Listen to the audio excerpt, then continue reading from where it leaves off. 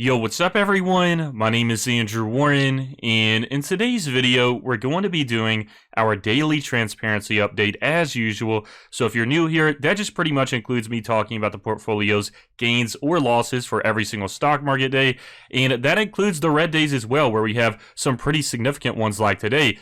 And just to address this ahead of time, the portfolio is still a little bit glitched in terms of the movements. As you can see for today, it's saying minus 1.41%, when in reality, if you combine both the after hours and the normal market hours, we are at minus 6.50% for Tesla. And I think this is because on Friday, there was so much trading volume to the point where I think it glitched the chart for Robinhood. So we are coming down from that $695 all-time high share price. And what I'm hoping with this portfolio glitch today is that it's just trying to correct out those numbers that were messed up on Friday. And with tomorrow, we will hopefully have a portfolio that actually represents the movement for Tesla. And keep in mind, I think the movement trend itself is accurate. It's just that it's way too high up over the baseline at some points, when the whole movement for today should be under this line right here. If we take a look over here, it's completely under that line. So there wasn't even one part of the day where we are in the positive. And I even remember at like 4 a.m. this morning, 5 a.m., Tesla was down around 4 to 5% at that point in time. So we have had S&P 500 inclusion,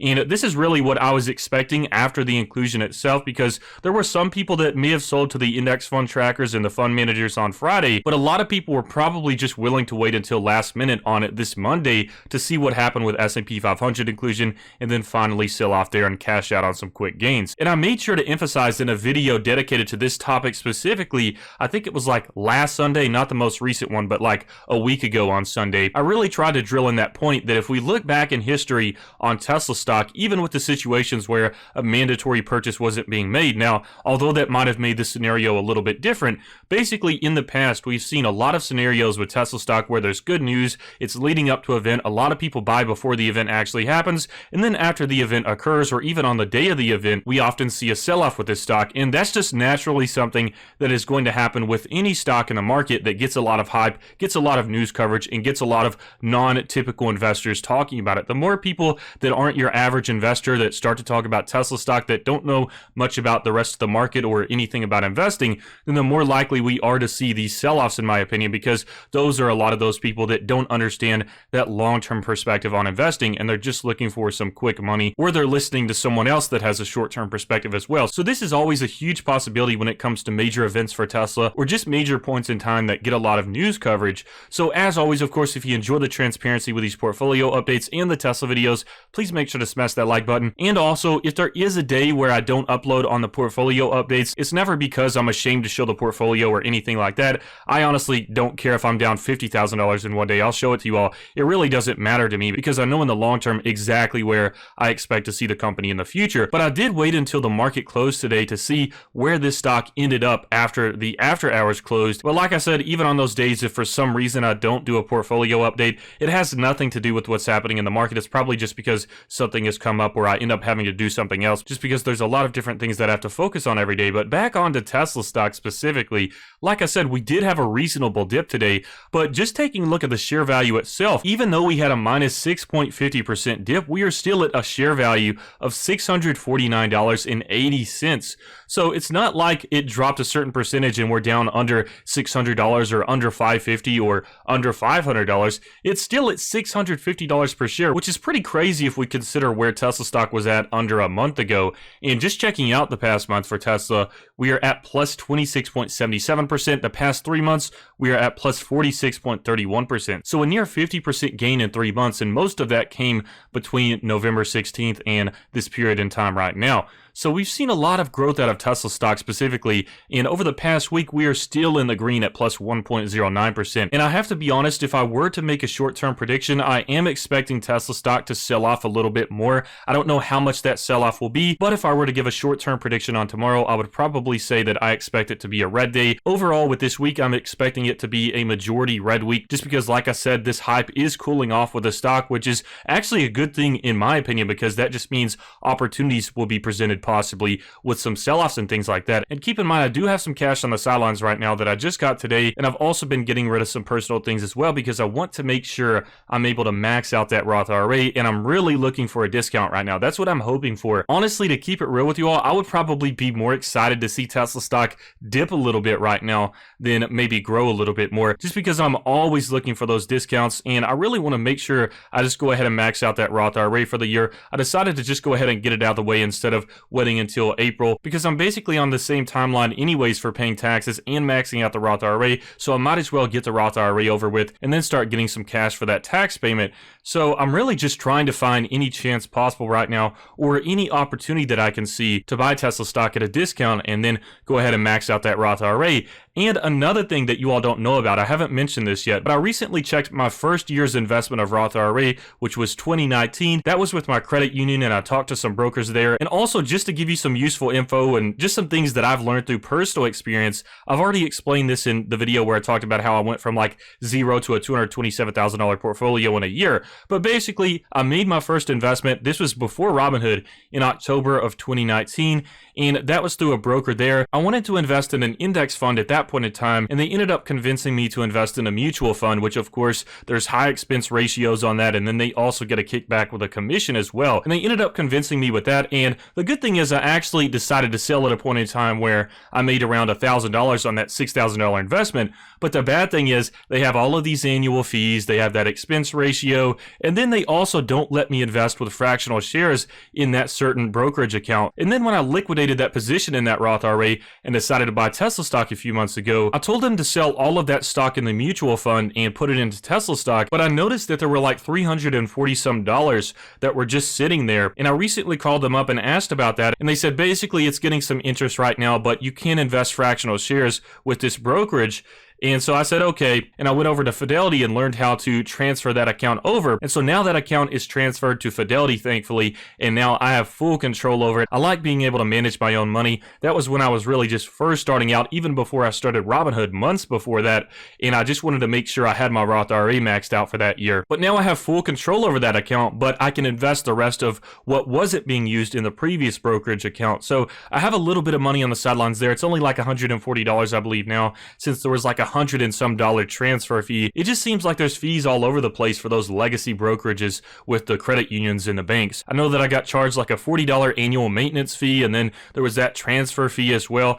And that's actually a lot of money when you think about the fact that a Roth IRA is so crucial, especially the earlier it is that you contribute. That money is so crucial. $20 could be like potentially $2,000 or $5,000 in the future. And when you think about like $200 in fees, that's a lot of potential money invested in stocks over time. However, for that transfer fee, for me to transfer over from that legacy brokerage over to Fidelity was worth it for me, because I just knew that the legacy brokerage that I was using, they would just keep on charging me these annual maintenance fees and just charge me at any chance that they could get. So I knew in the long term it would be better to just go ahead and transfer to Fidelity, and I would have full control over that. And I may consider calling up Fidelity as well, because I know sometimes they will pay your transfer fee up to a certain amount. But like I said, I have a little bit of money from that 2019 Roth IRA account. It's already up to like $10,000. So I've turned $6,000 into $10,000, which is pretty awesome considering that in the long term, whatever that turns into will be tax free. And then I also have like maybe $800 or $900 to throw into Tesla right now for the other Roth IRA account. So I don't think I'll be able to max it out completely. There will maybe like $100, $200 left to max that out.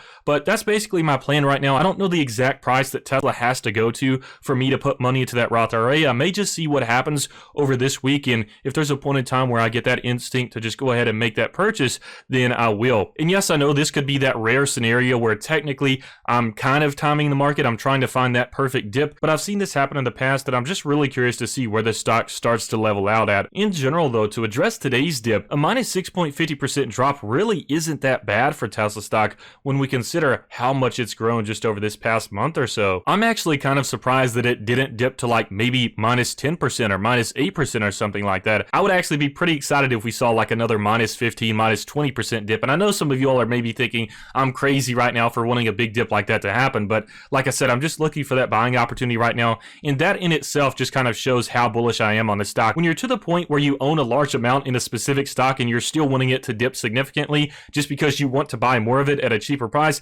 that's actually a pretty bullish stance in my opinion. So there's no way here that I'm being a bear or anything like that. I'm just kind of low-key hoping that we see a little bit more of a sell-off so I can take advantage of that. And I know there's also a lot of people out there right now that are doing the same thing as myself and waiting for a little bit larger of a dip and trying to take advantage of a share price on a discount. And just comparing Tesla stock to the rest of the market today as well, we have NASDAQ at minus 0.43%. I think at one point where this dip is right here, it hit like a minus 3% point, which was pretty significant for NASDAQ, but it recovered most of that towards the end of the day. And then we have VOO at minus 0.57%. Some of the tech stocks, well actually most of the tech stocks on this list right here are in the green. We have Adobe at minus 0.91%, but the rest so far performed pretty well today. And like I said, this is pretty much just natural to see this happening with Tesla. We knew going into this that there were going to be a lot of traders just buying Tesla stock beforehand and then selling off after all of this occurs just to make some of that quick money. But I think the ones holding this stock right now are the ones that are going to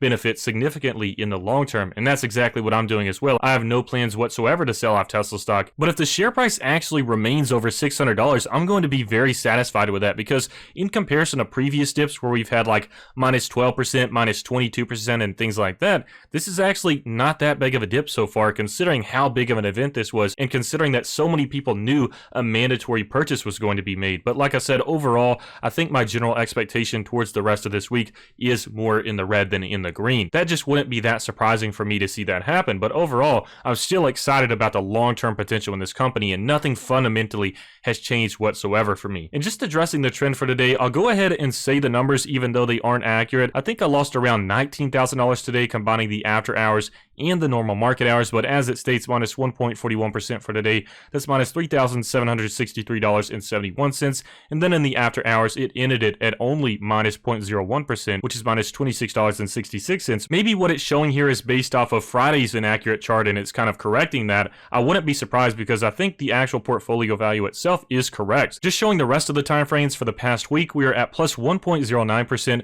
That is plus $2,839.55. For the past month, we are at plus 26.77%. That is plus $55,424.14. For the past 3 months, we are at plus 46.31%.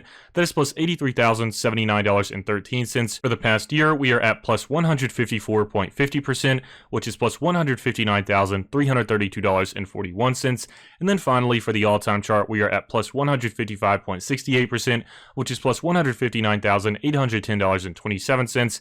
And checking out Tesla stock specifically, this is more of the accurate movement for today. So as it states, for today we had a minus 6.50% return. That's combining both the normal market hours and the after hours, and that is a minus $20,061.57 loss. And then for the total return, we are at plus 95.95%, which is plus $141,222.06.